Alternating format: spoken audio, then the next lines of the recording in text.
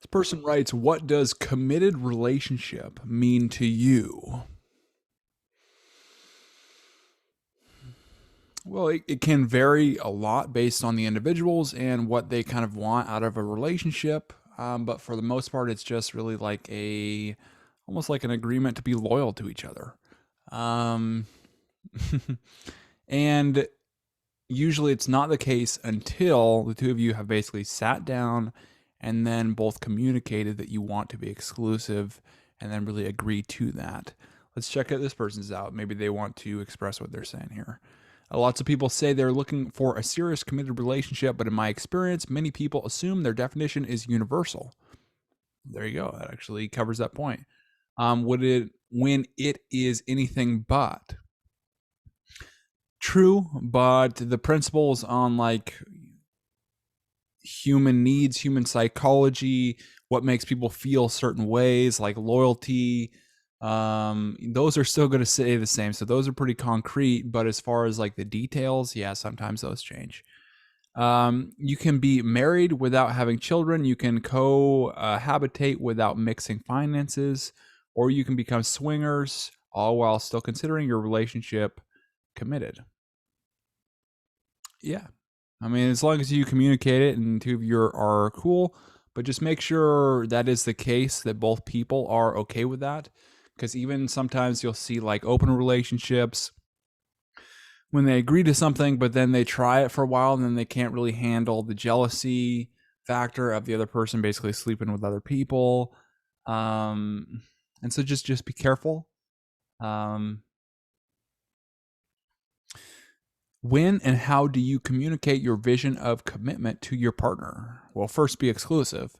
And so it's like if you're dating, I mean, it doesn't really apply. So if you're like in a long term relationship, well, you sit down with the person. Say, hey, this is what I want. This is what really would make me feel happy in this relationship. Or you communicate that before you agree to be exclusive. Hey, this is really what I want in a relationship.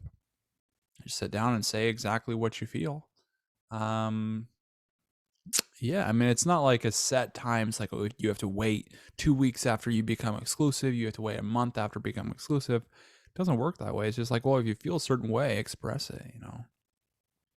But know to express it in a non-combative way where it's just like, well, I'm really just trying to benefit this relationship and benefit myself in really my enjoyment in this relationship. This is what I want. This is what I feel. Not anything you're doing that's bad or whatever. It's like it's just like I'm trying to enhance this, or I'm trying to learn from our experience here, and I'm wondering if you can basically help me out with this.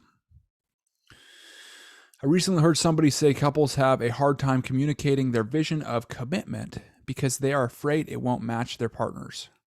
Yeah, probably. Looking back on my relationships, this was true for me. Yeah, I mean, a lot of people just aren't assertive, or they'll put their own needs on like the back burners, and they won't even bring those needs up. Common pattern with like the nice guy approach. It's like, well, he thinks he just has to give, and then automatically his needs will be fulfilled. But it's like oftentimes he doesn't express the needs that he wants to be fulfilled because usually he thinks there's going to be some judgment against it. And you'll see this commonly with like sex. I realized that we often worked on assumptions for too long, sometimes years. Worked on assumptions. Yeah, okay. So you weren't clear, weren't basically expressing what you want. And that's why it's important to be assertive and know that it's okay to want the things you want and don't basically associate that shame with getting your needs fulfilled because that shame it really just holds you back and it's really unjustified and it's not really real. It's like people really aren't going to feel like you're bad or whatever, at least for the most part.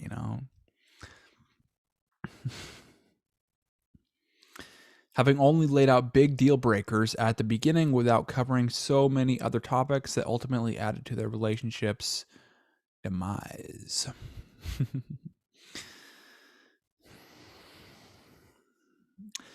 Yeah, I mean, you're not giving me too many examples, but it's like usually what you'll find is when people say it's like this, that these little things or these like physical things, so he wasn't cleaning the house or he was too messy or he was this, Usually it goes deeper than that. It's usually like how the other person, or how the person's feeling in a relationship while they're around this other person, or their needs aren't being fulfilled and they're basically pinpointing on this specific thing.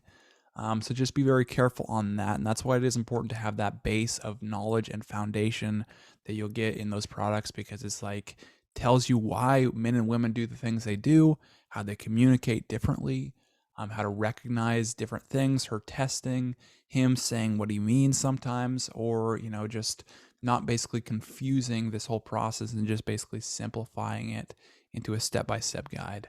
So you can get that fundamentals right there for free, and then the other ones are paid.